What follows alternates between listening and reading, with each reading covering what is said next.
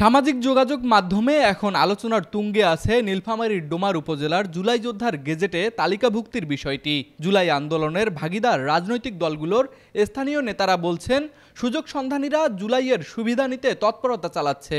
এসব আলোচনা সমালোচনার মধ্যে ডোমারের একজন গেজেটভুক্ত জুলাই যোদ্ধা তালিকা থেকে নাম প্রত্যাহারের জন্য আবেদন করেছেন উপজেলা প্রশাসনের কাছে। দেশের বিভিন্ন প্রান্তের মতোই 2024 সালের জুলাই আগস্ট মাসের আন্দোলনে সক্রিয়ভাবে আন্দোলনে ছিলেন ডোমার উপজেলার চিকনমাটি গ্রামের মোহাম্মদ শরীফ। আন্দোলনের সময় বিভিন্ন ফুটেজেও তাকে দেখা যায়। গত মার্চ মাসে প্রকাশিত আহত জুলাই যোদ্ধার গেজেটে তার নাম রয়েছে। গেজেটে তার ক্রমিক নং 1014। সম্প্রতি গেজেটের কপি সামাজিক যোগাযোগ মাধ্যমে প্রকাশিত হওয়ার পর আহত জুলাই যোদ্ধাদের ভুক্তির বিষয়টি স্থানীয় পরিসরে খুবই আলোচিত হচ্ছে। এসবের মধ্যে মোহাম্মদ শরীফ এই গেজেট থেকে নাম প্রত্যাহারের জন্য উপজেলা নির্বাহী কর্মকর্তা বরাবর আবেদন করেছেন। যোগাযোগ করা হলে তিনি এ বিষয়ে কোনো কথা বলতে রাজি হননি।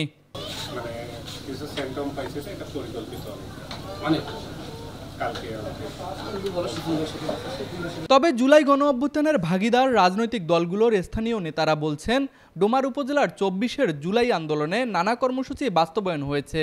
তবে এমন পরিস্থিতি ছিল না যে কেউ আহত বা নিহত হয়েছেন। নেতারা বলছেন, এমন গেজেট তৈরির জন্য আরও সতর্ক তদন্তের দরকার। এছাড়া গেজেটভুক্ত হতে সুযোগ সন্ধানীরা ব্যাপক তৎপরতা চালিয়েছে বলে তাদের বিশ্লেষণ। জুলাই আন্দোলনে ডোমারে এরকম কোনো ঘটনা ঘটেনি, কেউ আহত হয়নি বা কেউ নিহত হয়নি। জুলাই আগস্টে আন্দোলনে পুলিশ সব পলাতক ছিল, ওরা গুলি করার মতন ডোমারে পরিবেশ ছিল না। আর আমরা বেশ কয়েকদিন থেকে ফেসবুকে যে ভাইরাল হচ্ছে যে জুলাই যোদ্ধাদের একটা যে গেজেট প্রকাশিত হয়েছে, তবে কোনো ভুয়া ছাত্র নামধারী সমন্বয়ক বা গেজেটে অন্তর্ভুক্ত হোক, সেটা কারো কাম্য নয়। আমি মনে করব এটা সুষ্ঠু তদন্ত সাপেক্ষে যদি মিথ্যা কেউ অন্তর্ভুক্ত হয়ে থাকে সেটা প্রত্যাহার করা দরকার। কিন্তু এটা মার্চ মাসে গেজেট প্রকাশিত হয়েছে, এতদিন তারা না করে আজকে প্রকাশিত হওয়ার পর বিভিন্ন জনসম্মুখে যখন কথা হচ্ছে, তখন নিজের সম্মান রক্ষাতে তারা আজকে মাননীয় উপজেলা নির্বাহী অফিসারের কাছে অনেকে আবেদন করেছে তার নাম প্রত্যাহার করার জন্য। জুলাইয়ের যে আন্দোলন, এই আন্দোলনে তাদের নিজের স্বার্থ এবং নিজেকে হাইলাইট করার জন্য চেষ্টা করেছে এবং এখানে কিছু মানুষকে তাদের ক্ষতিগ্রস্ত হওয়ার কারণে ভাতা দিবে সরকার, তাদেরকে সম্মানী ভাতা হোক, আহতের ভাতা হোক, তাদের সরকার দেবে। এটি নিয়ে অনেকেই নিজেদেরকে এই শর্ত হাসিলের জন্য নিজেদেরকে সুস্থ মানুষকে আহত সাজিয়ে তারা নিজের পকেট পুরানোর জন্য দেশের কিছু সম্পদ খাওয়ার জন্য তিনি চেষ্টা চালিয়ে যাচ্ছে। 24-এর গণঅভ্যুত্থানের জুলাই আগস্টে সারা দেশে অনেক সহিংসতা হয়েছে, কিন্তু আমাদের ডোমার উপজেলাতে প্রশাসন, পুলিশ এবং আইন ব্যবস্থার সাথে যারা জড়িত তাদের সাথে সাধারণ জনগণের কোনো সহিংসতা হয়নি।